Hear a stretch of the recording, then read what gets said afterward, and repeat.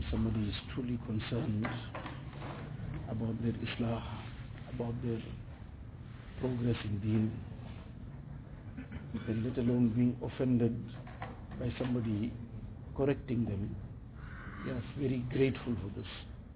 They don't take any offense to it. Instead, they are very, very grateful for it. Sayyidina Umar ibn Khattab radiallahu ta'ala anhu is that personality whose virtues we are aware of, regarding whom Nabi sallallahu alaihi wasallam said that had there been a Nabi after me, it would have been Umar radiallahu anhu. But yet it was his words that he would tell people, or he would say generally, the wording, there's some variations in the wording, but one narration is something like this, that Rahimallahum rajulan, Rahimallahum ra'an, ahda ilayya uyubi. Allah Ta'ala have mercy on that person who's making dua for the person who gifts me ahda. The word ahda comes from hadiya. The person who gives me a gift, the gift of what? The gift of my faults.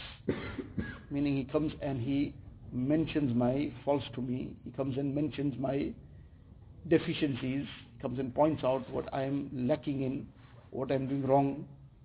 I regard this as a gift. I regard this as a very great favor upon me. And may Allah Ta'ala have mercy on such a person.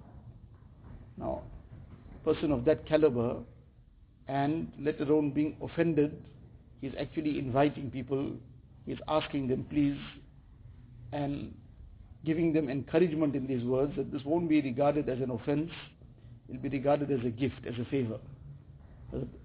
Huzaifa bin Yaman radiallahu ta'ala an, Nabi sallallahu alaihi wasallam had given him the list of the munafiqeen.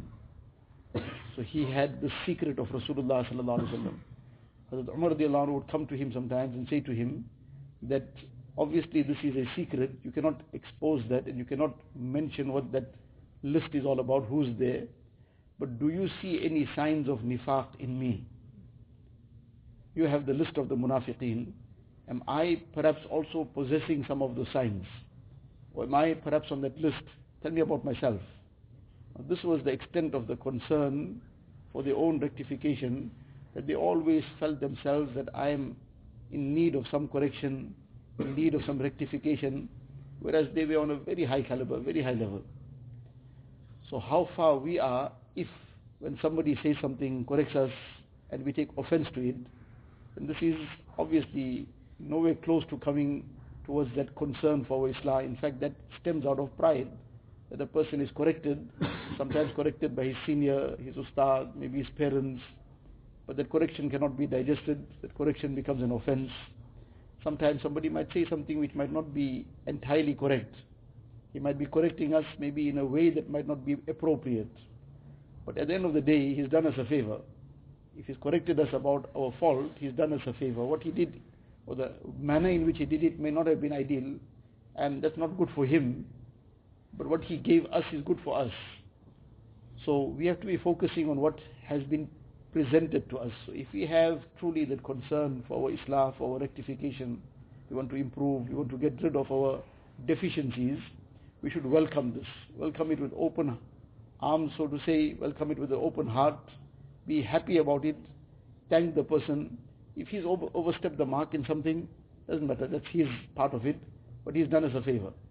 And we then ponder over that, reflect on it with a sincere heart, not in a biased manner, and whatever we will find that there is something that I need to sort out here, then we work on that, we correct it. In this way, inshallah, we will progress. Imam Ghazali rahmatullah alayhi says that a person, he can even make his Islah through his enemies, because his enemies will be looking for every fault of his, but if he takes that very, very fully, he takes that open-heartedly, and then he ponders over it, out of all the 10 things that the enemy might say, which might, 3/4 of it might not be correct, but the 3 might be correct. 4 might be something that there is something to look into. So through the enemy's words, the person will be able to learn a lot. He'll be able to improve himself. So forget the enemy. We don't even want to learn from the friend. We don't want to learn from our seniors. How are we going to be able to then progress? So we should have that heart and build that mindset that I will be welcoming any kind of correction from anybody. Allah Ta'ala gives. अल्लाह अल्लाह कैसा प्यारा नाम है, आशिकों का मीना और जाम है।